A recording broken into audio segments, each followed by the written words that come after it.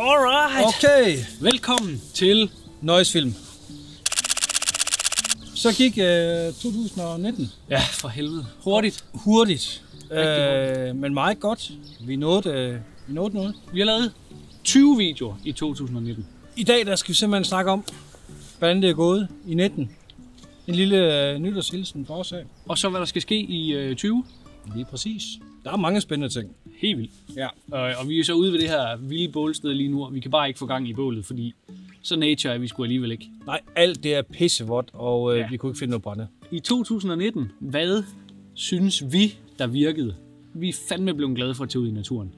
Helt Natur. vildt. Men vi snakkede lige om, at det er fandme lang tid siden, at vi har været inde i byen og skyde. Vi tager altid ud til naturen og skyder billeder, og det kommer vi også til at blive ved med. Det, ja, 100%. 100%. I 2019 der har vi lavet meget andet end at skyde analog. Vi har skudt en del digital. Vi har lavet nogle videoer, hvor vi har lavet t-shirts. Vi har lavet nogle andre ting end det, vi lavede i 2018 i hvert fald. Ja, og det er jo ikke fordi, at vi er hater på analog overhovedet. Men det er også, altså for vores vedkommende er det jo også en kreativ udvikling, vi er i. Ja. Det er jo det der med at udvikle sig og komme videre og prøve nogle nye kameraer og tage nogle nye steder hen.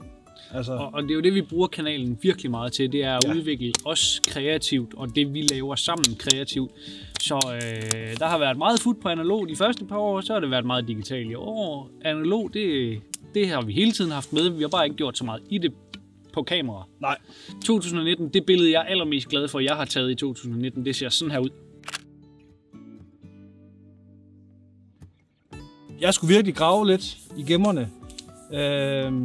Jeg har virkelig svært ved at selv at synes, mine billeder er fede, men det jeg fandt, det ser sådan her ud.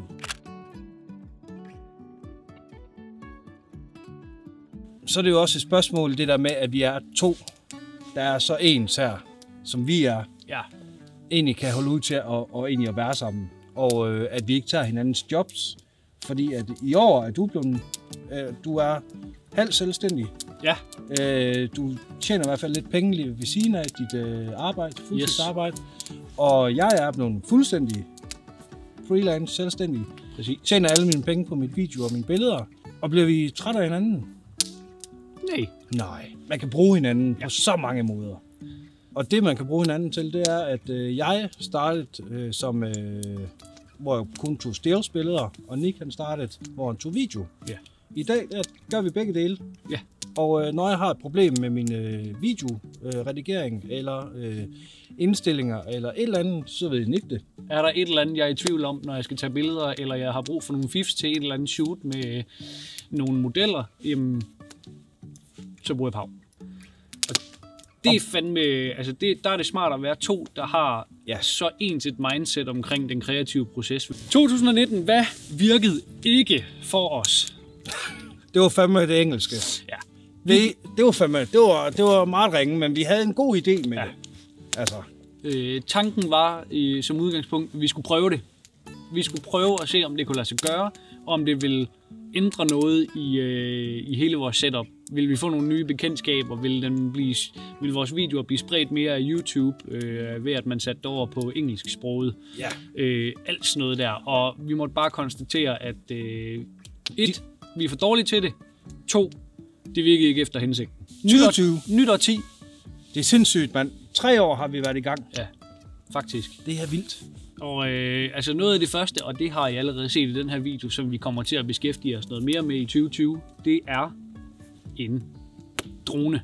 Det er en drone, jeg har fået. Jeg har kigget på drone. Vi har kigget på drone i lang tid, fordi det kunne gøre nogle ting i vores videoer, og jeg er helt oppe at køre over og få den fløjten højt op og få taget fedt billeder og sådan noget. Men den her drone her, den kom, og man skulle ikke registreres for at flyve med den her drone her. Så jeg tænkte bare, fuck yeah, det er lige præcis den, jeg skal have.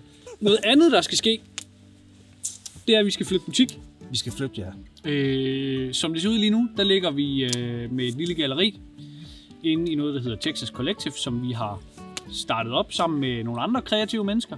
Og der har vi som sagt vores lille galleri, men butikken den er simpelthen blevet for lille, fordi at det er et kollektiv, og vi bliver ved med at inddrage flere og flere kreative mennesker, så vi har brug for plads, og derfor udvider vi og flytter lokaler til noget, der er større, men stadigvæk i Silkeborg. Vi har snakket om det før.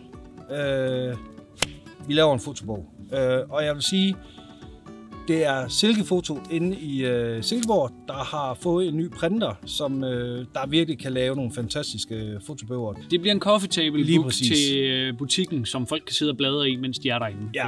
Og det er egentlig mere for at fortælle historien om os, og vise nogle af de billeder, som vi ikke printer os. Ja, og så bliver det meget, altså vi har tænkt rigtig meget på, hvad I derude gerne vil have. Det har vi brugt i hvert fald 2 år på. Ja. Og virkelig nogle gange bare sat og bare tænkt, den video har vi lavet. Hvad med den der? Nå, men det har vi også lavet. Så for os bruger vi jo videoen til os at være kreative og teste ting af på. Og lære. Så der kan nemt være, at der kommer 2 videoer, hvor vi bare drikker kaffe og tager billeder. Ja. Det er det, vi gør. Kanalen den kommer til at handle mere om os og en lille smule mindre om billeder. Ja. Men fordi vi tager billeder, så en hel del om billeder stadigvæk. Ja, og en hel del om kamera, og en hel del af... det skal vi heller ikke løfte, hvad for kamera du er ude efter. Det kan også godt være, det bliver 2020, du køber det. Så selvfølgelig bliver det om billeder og video. Ja. Selvfølgelig. Kan være, måske, det er noget, vi er i gang med at snakke om, at der kommer en podcast. Ja. Jeg er i gang med at undersøge, hvad det skal koste at starte en podcast, og vi er i gang med at finde ud af, hvad der kan lade sig gøre, og hvor meget tid vi har, og så videre. Men jeg personligt gad virkelig godt, at i 2020, at der kom en podcast, der handlede om snakken om det kreative med andre kreative. Og så kan jeg lige så godt sige det, som det er. Der vil jeg blive for mørkt nu. Det tænker jeg også.